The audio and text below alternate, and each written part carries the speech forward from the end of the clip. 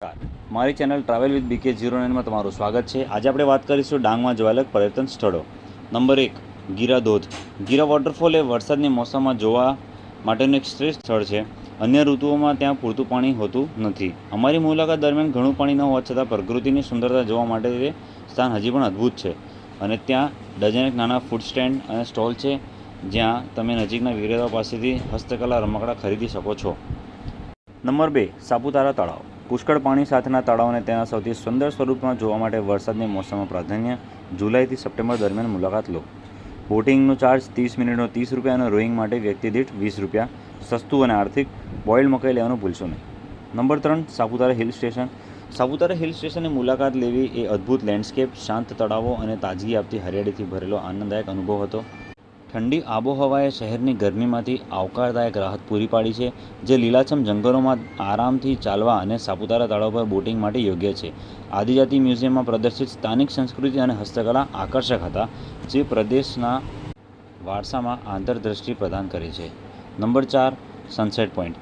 જો તમે સનસેટ પોઈન્ટની મુલાકાત લેવા માંગતા હો તો ગુજરાત પ્રવાસનની તોરણ અંબિકા હોટલ સુધી રોડ દ્વારા જાઓ। આ સ્થળે પાર્કિંગ ઉપલબ્ધ છે। અહીંથી તમે સનસેટ પોઈન્ટ પર ચાલીને જઈ શકો છો, પરંતુ આ ફક્ત તે જ લોકો માટે સલાહ આપવામાં આવે છે જે સીધી હિલ પર ચાલી શકે છે। Number 5, step garden.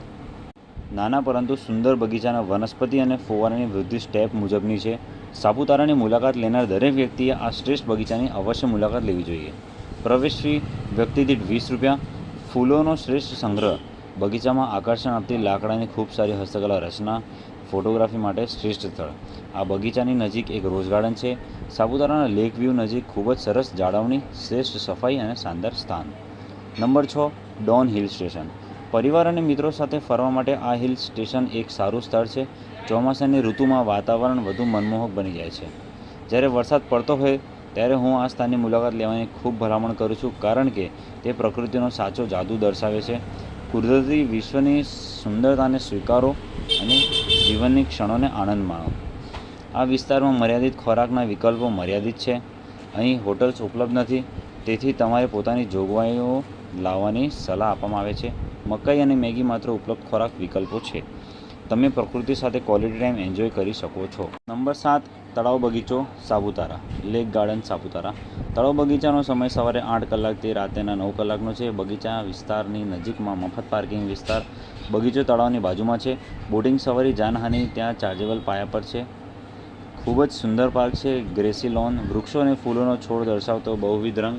સાપુતારામાં sunset point, lake view, paragliding, Ganesh મંદિર અને નાગેશ્વર મહાદેવ વગેરેની મુલાકાત અવશ્ય લેવી જોઈએ। સાપુતારા હિલ સ્ટેશન માટે વહીવટી તંત્ર, સ્વચ્છતા, વાતાવરણ, ખાસ કરીને શિયાળા અને ચોમાસામાં ફોટોગ્રાફી માટે યોગ્ય સ્થળ। ફૂલો અને કાચબો બેસવા માટેના ગુચ્છો અદ્ભુત છે। નંબર 8, વાઘા બોટાનિકલ ગાર્ડન।